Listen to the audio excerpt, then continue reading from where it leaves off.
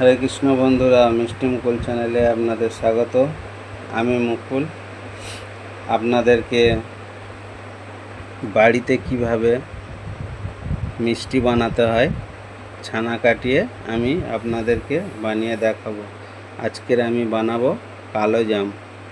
ঘরে কিভাবে কালো জাম বানাতে হয় ছানা কাটিয়ে আমি আপনাদেরকে কালো জাম বানিয়ে দেখাবো। সঙ্গে থাকুন, দেখতে থাকুন মিষ্টি মুকুল চ্যানেলে কিভাবে কালো জাম বানাতে হয় আপনাদেরকে বানিয়ে দেখাবো।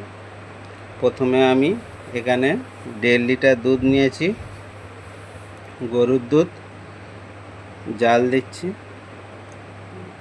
ফুটে উঠলে একটু জল দিয়ে নেব, দিয়ে দুধটাকে একটু ঠান্ডা করতে ছেড়ে দেব, দিয়ে রসটাকে আমি বানিয়ে নেব।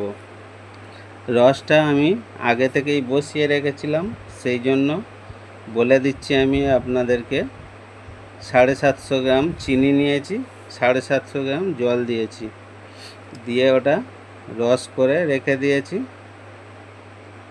ছানাটা কাটাবো আমি।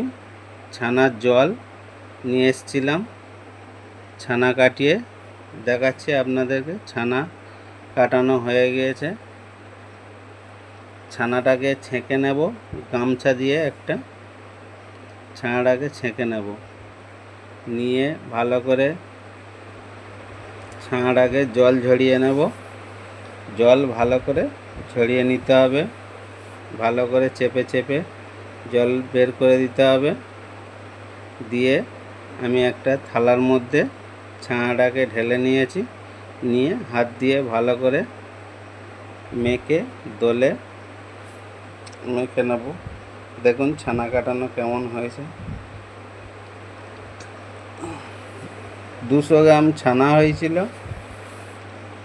80 গ্রাম মতন ময়দা দিয়েছি আমি, দিয়ে ভালো করে মেখে নেব। নিয়ে ওটাকে কিছুক্ষণ রেখে দেব মাখাটা। তারপরে ওকে একটু বেকিং সোডা দেব। দেখুন বন্ধুরা, চামচের আগায় করে 2 গ্রাম 3 গ্রাম মতন দিয়ে নেব। নিয়ে ওতে একটু তেল দিয়ে ভালো করে যে ছানা আর ময়দার খামিটা করেছি ওটা ভালো করে মেখে একটু তেল দিয়ে কিছুক্ষণ রেখে দেব। দিয়ে কড়াইতে এবারে তেল চাপিয়ে দেব, দিয়ে ওটা ছোট ছোট গুচি কেটে নেব। দেখুন বন্ধুরা, গুচি কাটছি ছোট ছোট, যেমন করবেন আপনারা। আমি 200 গ্রাম ছানায় 25টা করেছিলাম। ওর থেকে ছোট করতে পারেন, ওর থেকে বড় করতে পারেন, ওটাই ঠিক সাইজ আছে। ওর থেকে বড় করলে ভালো লাগবে না, ছোট করলেও ভালো লাগবে না।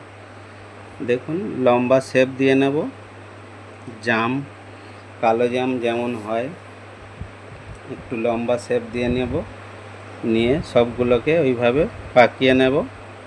নেওয়ার পরে তেল হয়ে গিয়েছে, তেলের মধ্যে একটা দিয়ে একটু দেখে নেব যে ঠিকঠাক ভেসে উঠছে কি, তেলটা কেমন গরম হয়েছে। সবগুলোকে এবারে তুলে দেব তেলের মধ্যে। দেওয়ার পরে আস্তে আস্তে নাড়িয়ে ভাসাতে হবে, ভাসিয়ে নেব। তেলটাকে ওই নাড়ালে আস্তে আস্তে ভেসে যাবে।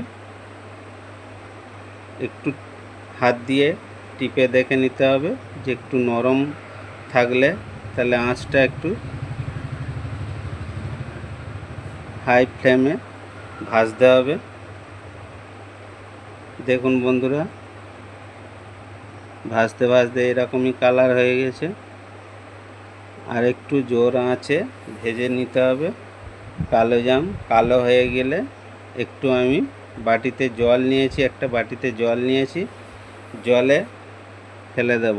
দিলে পোড়া গন্ধটা একটু কেটে যাবে, আর পরে রসে দিলে পোড়া গন্ধটা থাকবে না। দেখুন বন্ধুরা, সব জলে থেকে তুলে রসে দিয়ে দিচ্ছি। রস থেকে এবারে রসটাকে ভালো করে গরম করতে হবে। দেখুন বন্ধুরা, আঁচে বসিয়ে এইভাবে বাড়িতে কালো জাম বানিয়ে নিন। খেতেও ভালো লাগবে আর খুবই সহজে বানিয়েও নিতে পারবেন। দেখুন কেমন হয়েছে, আমি দেখাচ্ছি কেটে। যদি ভালো লাগে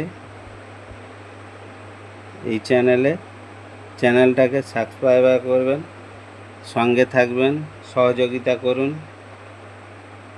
হরে কৃষ্ণ বন্ধুরা।